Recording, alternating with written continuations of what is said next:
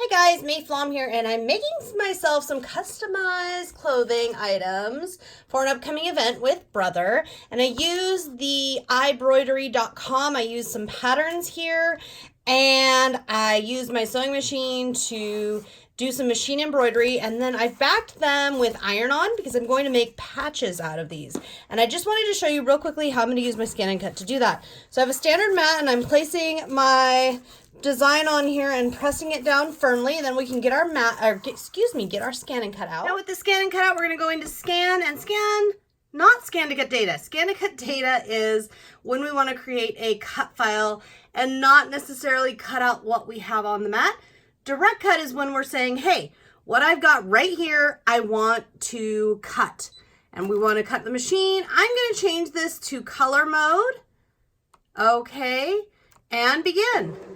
Now it's asking us to frame our image. We want to bring this way down in on our design here. And I'm going to say, okay. And it's just going to take a moment to recognize that. As you can see, it updates you how much longer you have to wait. It's usually fairly quick here.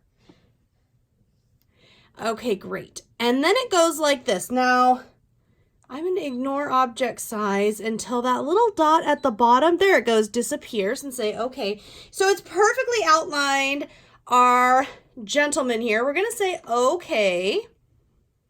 And then we're going to push this button here. Now, this gets really fun. So I want an outline around. There we go. So I don't want it to go up in, do I want it to go up in the armpit? If I do, then it would go like so. And likewise, if I want it up both arms there, it will be like that. If I don't want that, if I want less detail, as you can see, I can continue expanding this based on how much detail I want. So that's 0.24. So about a 1/4 inch around the outside, all the way around the outside. So is that how much I want, or is that too much? I think that's too much. I do think I want the arms to stay connected. I don't think I need it to be in both arms. I'm a little worried that that's a little too much. So right there we'll go.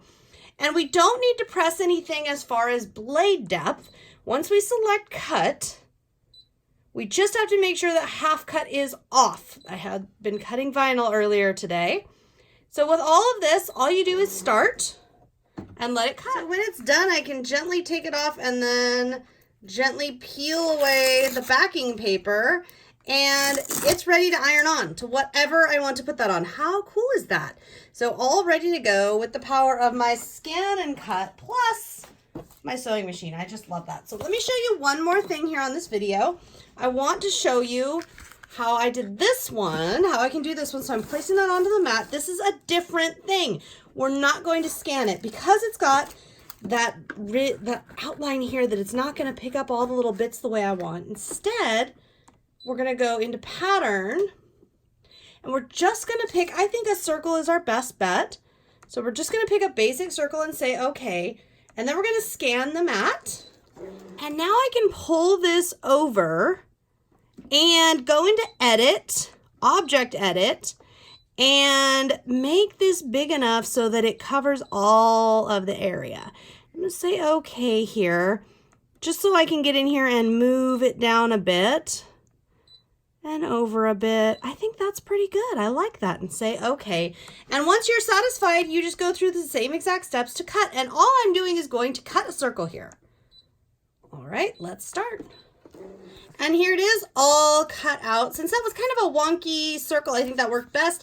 And then I can just peel this off and iron it on to whatever I would like. I hope you've enjoyed this quick little tutorial, and look at how I'm turning some embroidery designs into fun iron-on patches. I'll see you next time.